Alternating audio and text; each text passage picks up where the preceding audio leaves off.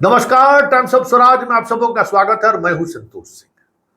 और आज हम टाइम्स ऑफ स्वराज में चर्चा करने जा रहे हैं कि जिस तरीके से बिहार ब्यूरोक्रेसी की घेराबंदी शुरू हुई है कि क्या ये माना जाए कि नीतीश की विदाई का वक्त आ गया है। जी हां, क्योंकि हर किसी को पता है कि नीतीश का प्राण वायु, राजनीतिक प्राण वायु बिहार के ब्यूरोक्रेसी में ही बसता है और अभी तक उस ब्यूरोक्रेसी पर इस तरीके का ऑपरेशन नहीं हुआ है जो पिछले 3 दिनों से चल रहा है। और ये ऑपरेशन संकेत है कि केंद्र की सरकार नीतीश कुमार को कहीं से भी सहजता प्रदान करने को तैयार नहीं है। ये यूं कहें कि नीतीश कुमार को स्थिर देखना नहीं चाह रही है, क्योंकि ये जो संजीव हंस की जो घेराबंदी है, एक्चुअल में गुलाब यादव मोहरा है। कल भी कह रहे थे कि गुलाब यादव मोहरा है। ईडी बिहार के ब्यूरोक्रेसी के जो कुछ खास अधिकारी हैं, जो सीएम के नाक के बाल हैं, प्यारे हैं, दुलारे हैं, जिनके बगैर सीएम को नींद नहीं आती है।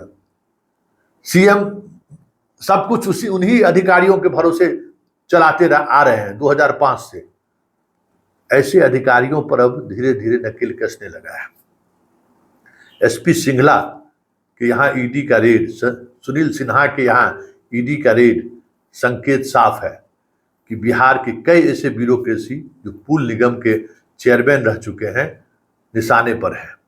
क्योंकि एसपी सिंघला 2006 में जिस वक्त बिहार आया था, संयोग की बात है, हम आपको बता ही देते हैं कि पुल निगम में एक बड़े सीनियर इंजीनियर से हमारी व्यक्तिगत रिश्ता रहा है। संजोग से उन्हीं के दफ्तर में हम बैठे हुए थे। 2006-07 की हम बात कर रहे हैं। तो जो सिंघला का मालिक है ना, सरदार, वो वहां बैठा हुआ था। तो उसी दौरान परिचय हुआ कि ये पंजाब से आए हैं, बिहार में काम करना चाहते हैं और हमारे यहाँ के कुछ बॉस हैं, उनका पता नहीं कैसे क्या ही किया है, इसको बर्दाश्त प्राप्त हो गया। जब वो बाहर निकले तो बताया। और आज उन्हीं अधिकारी से हमने पूछा कि भाई सिंघला वही है क्या जो आप जिससे एक बार हमारा परिचय कराए थे? तो अधिकारी कहे कि हाँ संतोष जी, वही सिंघला है। बताइए किस स्थिति में आया था? उस समय में हम लोग पेटी कॉन्ट्रैक्ट, बिहार में जो प्रोजेक्ट चल रहा था रोड निर्माण का, कहीं पुल निर्माण का, तो सिंघला को हम लोग पेटी कॉन्ट्रैक्ट दिला रहे थे। और आज बिहार के 4 बड़े पुल के निर्माण का ठेका सिंघला के पास, खगड़िया, भागलपुर, गांधी सेतु और दिघवारा, चारों काम, मतलब 10,000 करोड़ का ये काम है सिंघला कर रहा है। और जो पुल गिरा था सुल्तानगंज में, वो भी सिंघले बना रहा था। और अभी बहुत पुल गिरेगा, ये भी समझ लीजिए, क्योंकि सिंघला जो है बिहार में जो खेल किया है ना, उसका अंदाजा शायद आप लोगों को नहीं होगा। इस व्यक्ति ने झोला लेके आया था। आज कह सकते हैं अब ट्रक में ट्रक भर के पैसा लेकर बिहार से बाहर जा रहा है। आज देश के 10 बड़े कंपनियों में सिंघला की गिनती होने लगी है पुल निर्माण के क्षेत्र में। कहां नहीं ये पुल निर्माण का काम कर रहा है? तो ये सारी राशि आप समझ सकते हैं कि झोला लेके आने वाले व्यक्ति को 2005-06 में ये आया, आज 24 है। समझ जाइए किस ऊंचाई तक गया। ये सारे ब्यूरोक्रेसी से जुड़े हुए ब्यूरोक्रेट जितने हैं ना, सबका पैसा इसके पास जमा है। इसी से कमाया और इसी को दे दिया, इन्वेस्ट कर दिया इसी के पास। इसलिए ना पुल गिरा तो सब लोग बचा लिए। बचाने की वजह क्या थी? एक से एक हमने रुड़की से एग्जामिन कराया है और इन्हीं पर हम जुर्माना भरने को कहें कि यही पुल का निर्माण का जितना नुकसान हुआ है सिंघला ही भरेगा। यही कब तक? वो सब कुछ बातचीत नहीं हुआ है। चलिए अब पॉइंट पर आते हैं।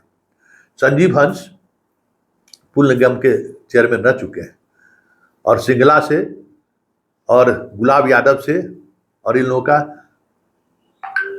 कनेक्शन जुड़ा हुआ है एक दूसरे से। कई और अधिकारी हैं जो पुल निगम के चेयरमैन रह चुके हैं, उसका भी रिश्ता इन लोगों से है। और ये कड़ी है ना, अब एक कड़ी जब पकड़ में आ गया है तो वहां तक पहुंचना ही है। और वहां जैसे ही पहुंचा नीतीश कुमार या तो रिजाइन दे देंगे या नहीं तो फिर जो शर्त है ना कि बिहार छोड़कर चले जाइए, वो शर्त मान जाएंगे, एकदम तय मानिए। क्योंकि पिछली बार हम अपने तमाम पत्रकार मित्रों से बोले थे कि मुख्यमंत्री आवास में तैनात एक अधिकारी को ईडी का नोटिस आया है, उनका बेटा जो है सो बड़े स्तर पर खेल किया है। तो हम कल पूछ लीजिए भैया, पूछ लीजिए दीपक कुमार से। तो दीपक कुमार से जैसी फोन गया तो चकरा गए कि आपको कैसे पता चला। तो हम लोगों को पता चलते रहता है इन्फॉर्मेशन। उस बार गठबंधन बदल गया था, लेकिन इस बार मुख्यमंत्री की कुर्सी बदलेगा, ये तय मानिए, क्योंकि इस बार तैयारी मुख्यमंत्री की कुर्सी को लेकर है। नीतीश कुमार जिस मानसिक स्थिति से गुजर रहे हैं, ऐसे स्थिति में इन अधिकारियों को जिम्मेवारी दी गई है, या तो आप जेल जाइए बेऊर और आप वहां जाने के लिए तैयार रहिए, या फिर जो कह रहे हैं वो कीजिए, नीतीश कुमार को कन्विंस कीजिए, बिहार छोड़े वो।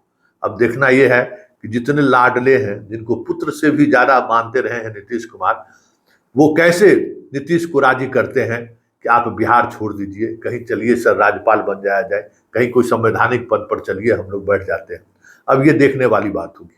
लेकिन जिस तरीके से आज छापेमारी हुई है और जिस स्तर पर छापेमारी हुई है, संकेत साफ है कि खेला हो गए, क्योंकि संजीव हंस ही सिर्फ श्रृंखला के संरक्षक नहीं है, कई और आईएएस अधिकारी हैं जो उसके संरक्षक हैं।